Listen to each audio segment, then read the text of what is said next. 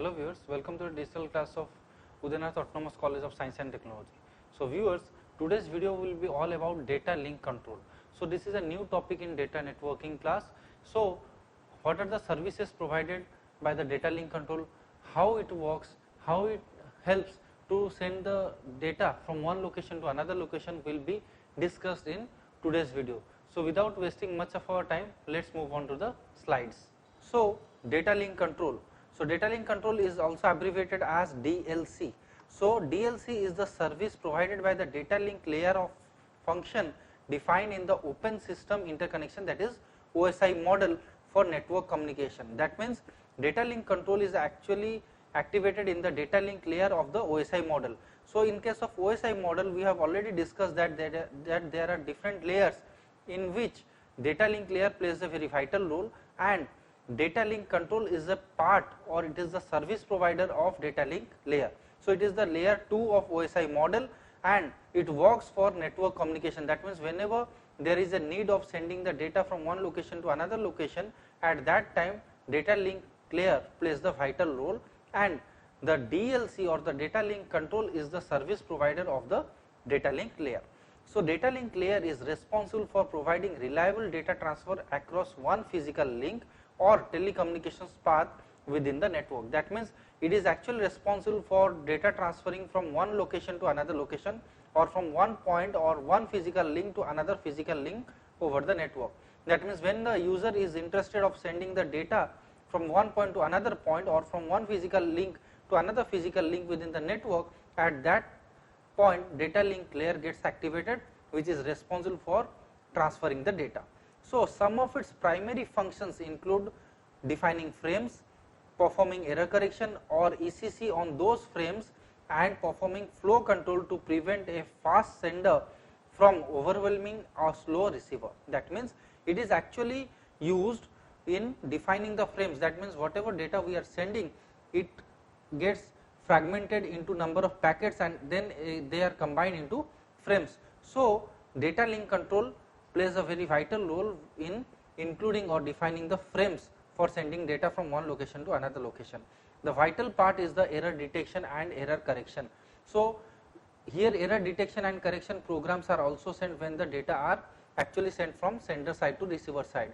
So when a sender actually sends the data from one location to another location, so at that time error detection and correction code automatically gets added to the message, and it is being transferred within the frames to the receiver. So if any error or any mistake or any type of problem is faced while sending or in the way of transmission of data, at that time error detection and correction code plays the vital role to send the data from that point to the receiver. So it also is responsible for the flow control. That means what is the rate of data, that means at which data rate or at what speed the data will be transferred from one location to another location is also decided or is also controlled by the data link control. So it is actually the service provider of data link layer which gets activated in the layer 2 of OSI model. It is responsible for data transferring from one location to another location. Along with that, it is also responsible for defining the frames that is to be sent from the sender side to the receiver side, and while sending the data, it is also responsible for error detection and correction. That means it will detect what type of error it has found, and it will give the error correcting code to the appropriate error, and the data will be sent from that point to the receiver. So data link control is the service provided by data link layer to provide reliable data transfer over physical medium, as we have discussed. For example, in the half duplex transmission mode, one device can only transmit the data at a time. So as we have discussed that there are different transmission mode, that is simplex, half duplex and full duplex.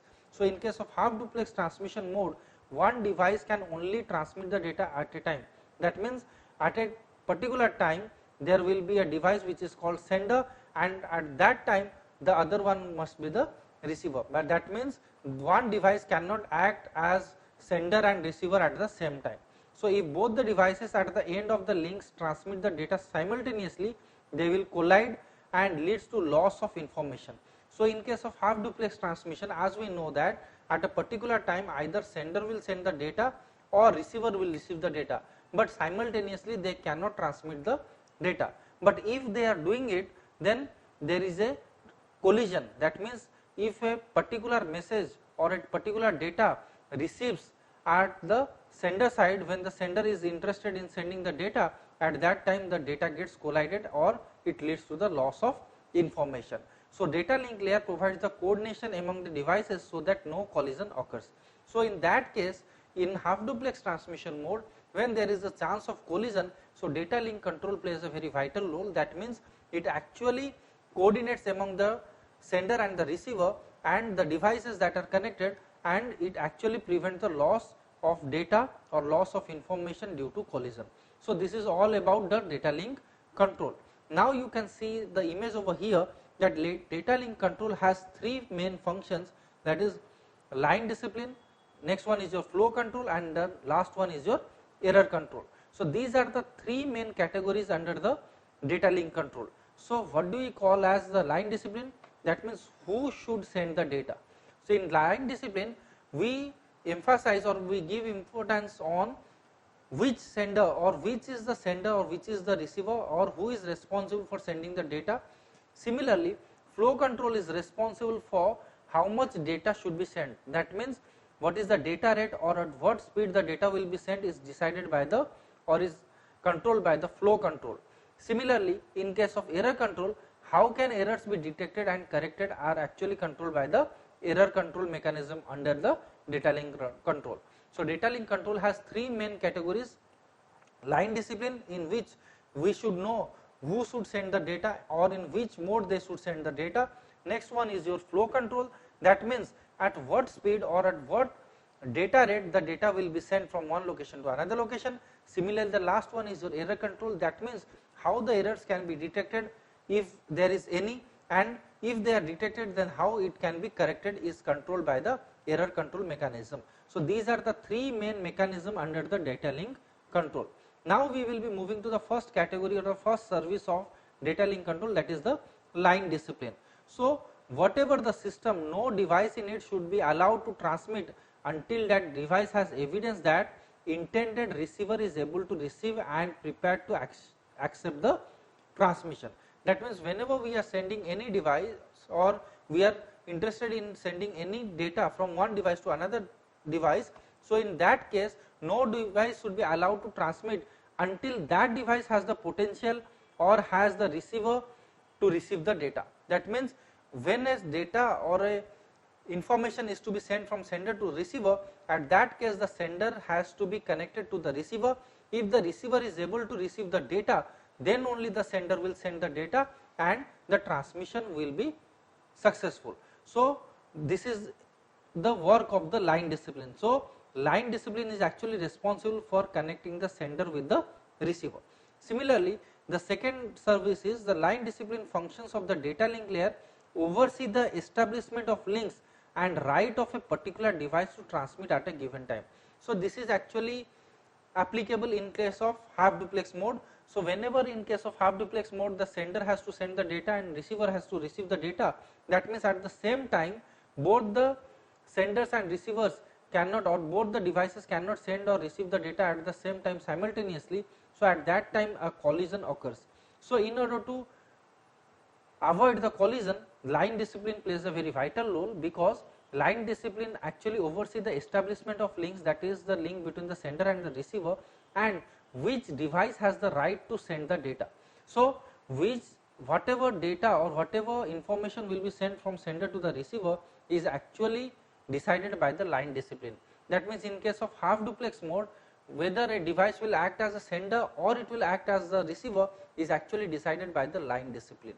Next, line discipline can be done in two ways, that is inquiry or acknowledgement. We can abbreviate it as ENQ or SCK, and poll or select. So, we can know that line discipline or the mechanism of line discipline can be carried out in both the method, that is either inquiry or acknowledgement process or through the poll or select method. Now, we will be moving to the first category on under the line discipline, that is inquiry or acknowledgement. So, inquiry stands for END or SCK stands for inquiry acknowledgement. It is used when there is no wrong receiver available on the link and having a dedicated path between the two devices, so that the device capable of receiving the transmission is the intended one. That means it stands for inquiry acknowledgement. So it has a potential or it has a capability of detecting if there is no receiver available on the link, and it has a dedicated path between the two devices. So the device or the machines which are systems which are connected to transmit the data has the capability of sending or receiving the data. So it is actually the best way or the dedicated path that is responsible for sending the data from between the two devices. So it coordinates which device will start the transmission and whether the recipient is ready or not. So as we have discussed that line discipline is actually responsible for creating the link between the sender and the receiver. That means at what time the data will be sent or the device will act as the sender or receiver is actually decided by the line discipline. So it actually coordinates with which device the transmission will start and whether the receiver is ready to receive the data or not. So this is all about the inquiry and acknowledgement. That means the inquiry and acknowledgement mechanism is used in line discipline, in which they have the capability of stopping or terminating the system when there is a chance of collision. So they will decide which device will act as sender and which device will act as receiver, and after that the transmission will take place. Similarly, we will be knowing what is the working of inquiry and acknowledgement. So the transmitter transmits the frame called a inquiry, that is ENQ, asking whether the receiver is available to receive the data or not. So whenever the data or a device is ready to send the data from one side to another side, at that time the transmitter transmits the frame which is called as inquiry to the receiver side or the system which is ready to receive the data, and they will give whether they are ready or not. That means whether the receiver is ready to receive the data or not. Similarly, the receiver responses either with positive acknowledgement, that is SCK, or with the negative acknowledgement, that is NSCK. That means if the receiver is ready to receive the data, at that time SCK will get activated, and if the receiver is not ready to receive the data, at that time NSCK will get activated, where positive acknowledgement means that the receiver is ready to receive the transmission, and negative acknowledgement means that the receiver is unable to accept the transmission. So negative acknowledgement stands for NSCK and SCK stands for positive acknowledgement. So if the receiver is actually ready to receive the data from the sender, at that time SCK will get activated, and vice versa will come when the receiver is not ready to receive the data, that is NSCK. So this is how the inquiry and acknowledgement works for line discipline. So here you can see that there is a station 1 over here, there is a station 2 over here. So whenever there is a establishment section, at that time station 1 wants to send the data to station 2. At that time station 1 sends one frame which is called as inquiry to station 2.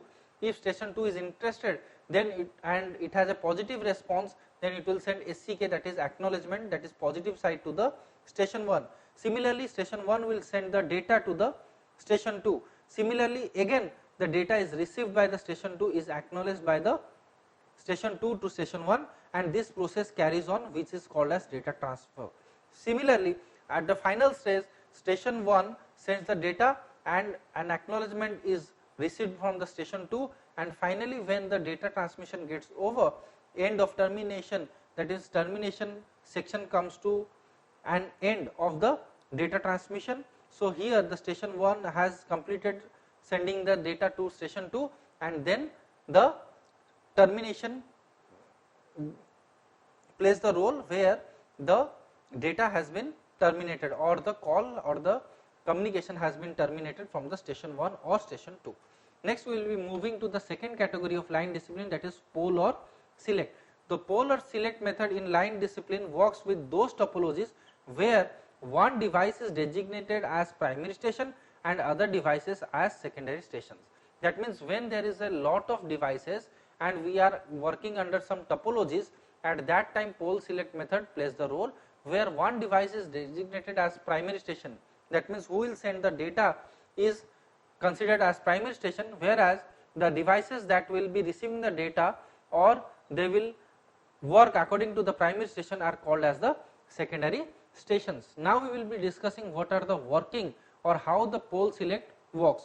So in this, the primary device and multiple secondary device consist of a single transmission line, and all the exchanges are made through the primary device even through the destination is a secondary device.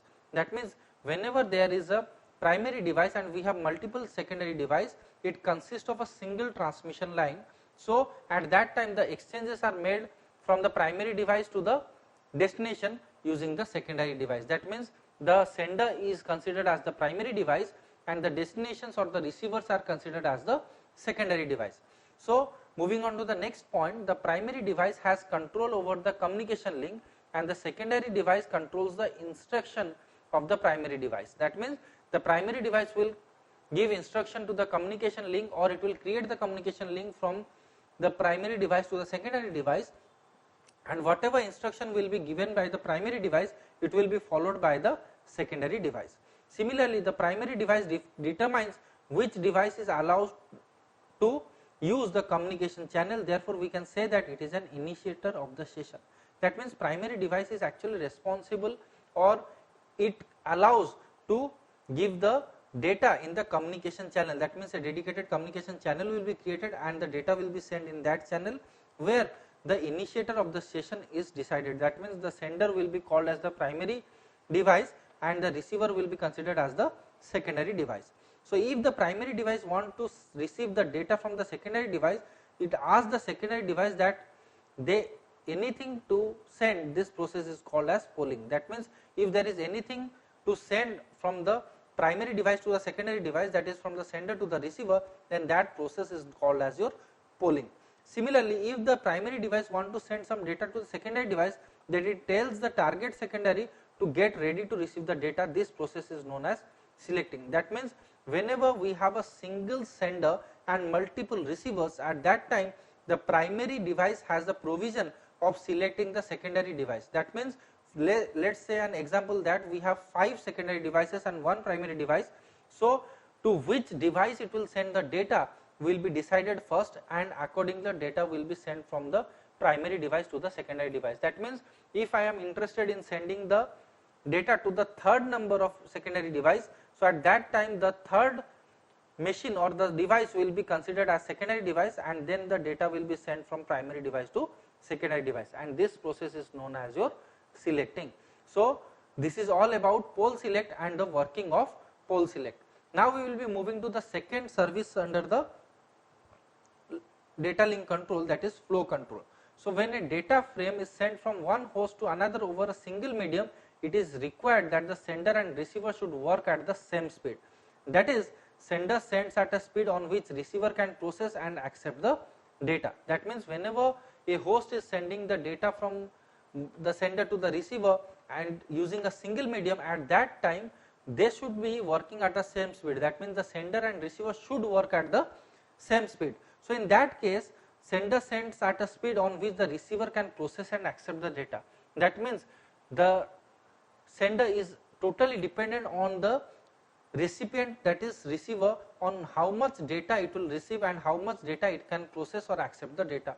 So the amount of data that can be received or processed by the receiver is actually sent by the sender. So what if the speed, that is hardware or software, of the sender or receiver differs?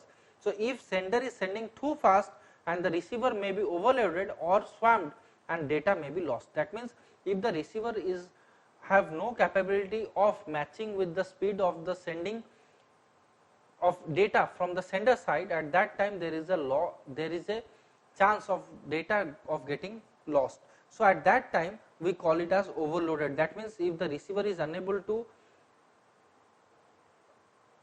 process the data at the speed in which the sender is sending the data, at that time the process is called as swamped. So there are two mechanisms that can be deployed to control the flow. That means if we have a flow control or we have a control over the flow in which the data will be sent from sender to receiver, at that time or through that mechanism we can control the flow. So that is the first one, or the first category of mechanism is the stop and wait. So this flow control mechanism forces the sender after transmitting a data frame to stop and wait until the acknowledgement of the data frame sent is received. That means this mechanism is followed when the flow control mechanism forces the sender. That means sender is forced to transmit the data frame to stop and wait until the data frame sent is received or not. That means if a sender is sending data, then after the first data will be sent, then the next data will be sent from the sender side. That means after the successful recipient or received of the data, the next data will be sent by the sender, and this process is called as stop and wait. That means if the receiver will not be able to receive the data at that time, stop will get activated, and until unless the receiver has received the data, the wait will get activated. And the second category of mechanism is your sliding window. So in this flow control mechanism, both sender and receiver agree on the number of data frames after which the acknowledgement should be sent. So as we learned that stop and wait control flow control mechanism waste resources, this protocol tries to make use of underlying resources as much as possible. That means in case of sliding window, both the senders and the receiver agree to the number of data frames. That means here the number of data frames or the rate or the data rate that is to be sent while transmitting the data from sender to the receiver is selected first. That means how much data the receiver can receive and they can process is decided first, and accordingly that amount of data only will be sent from the sender to the receiver. So in this case there will be no mismatch of sending and receiving the data. That means the data rate of sender side and the data rate of receiver side will not mismatch in case of sliding window, because in sliding window we first decide or we first find out what is the speed of the sender side and what is the speed of the receiver side. So whatever the sender side or receiver side data rate will be decided, that will be fixed for sending the data from one location to another location or from sender to the receiver. So in this case the loss of data will be minimum, because at first we will be examining how much data will be sent and we will be fixing that, and that amount of data will be sent from the sender side to the receiver side. So these are the two categories, that is stop and wait and sliding window under the flow control. Next comes our error control. So what do you mean by error control? So when data frame is transmitted, there is a probability that data frame may be lost in transit or it is received corrupted. That means whenever a sender is sending the data or there is a data communication between two devices, at that time there is a chance that the data frame will get lost or the received data, that means the data which has been received by the receiver has got corrupted. That means the original data has not been received successfully by the receiver. So in both cases the receiver does not receive the correct data frame and the sender does not know anything about any loss. That means whenever a sender is sending data, that means let us say I have sent a message from my phone to another phone or my friend's phone. So I have received only the delivery report, that means the data has been sent, but I have not known, or I am totally blind that what data has been received by the receiver or whether the receiver has received the correct message or not. So in that case the data frame of the receiver side does not give any report to the sender of what is the status of the data frame at the receiver side. In such case both sender and receiver are equipped with some protocols which help them to detect transit error such as loss of data frame. So whenever that type of situation arises, at that case the transit error gets activated where the loss of data frame has been, or the loss of data frame report is being sent from the receiver side. So this is only possible because of error control. That means error control mechanism of data link control gives a complete delivery report of what data or how much data loss or the what corrupted data has been received by the receiver.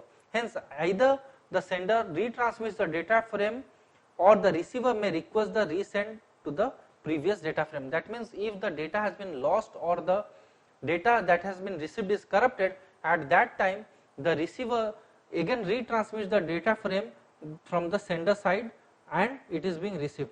So until unless the correct or the successful data transmission does not occur, the process carries on. That means the retransmission carries on up to a particular level, and if at a particular level the retransmission is not successful, at that time the termination point comes to or it gets activated. So whenever the termination point gets activated, at that time the sender stops sending the data to the receiver for and searching for the error that has actually obstructed sending the data from sender to the receiver. So these are some of the requirements of error control mechanism. The first one is error detection, that is the sender and receiver, either both or any, must ascertain that there is some error in the transit.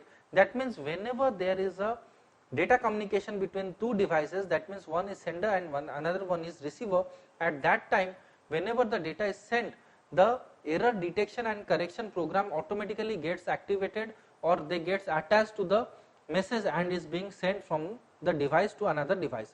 At that time there are two programs, that is error detection and error correction. So error detection is the mechanism through which we will find out which type of error has occurred at that particular point. That means we do not have a single error, that means we have a different type of error, and in order to detect what type of error has been encountered, we need error detection code. So error detection code is actually responsible for detecting what type of error that has been occurred. Similarly, the next point is positive acknowledgement. So when the receiver receives a correct frame, it should acknowledge it. That means when the receiver has received the correct frame, or the frame that has been received by the receiver is in correct order, or it has not been corrupted, at that time positive SCK will get activated, or the positive SCK or normal SCK will be transmitted from the receiver to the sender. So when the sender will receive positive SCK from the receiver side, it will be sure that the receiver has received the correct frame and no data has been corrupted or got lost. Similarly, we will be moving to the next point, that is negative SCK. So when the receiver receives a damaged frame or a duplicate frame, it sends a NSCK back to the sender, and the sender must retransmit the correct frame.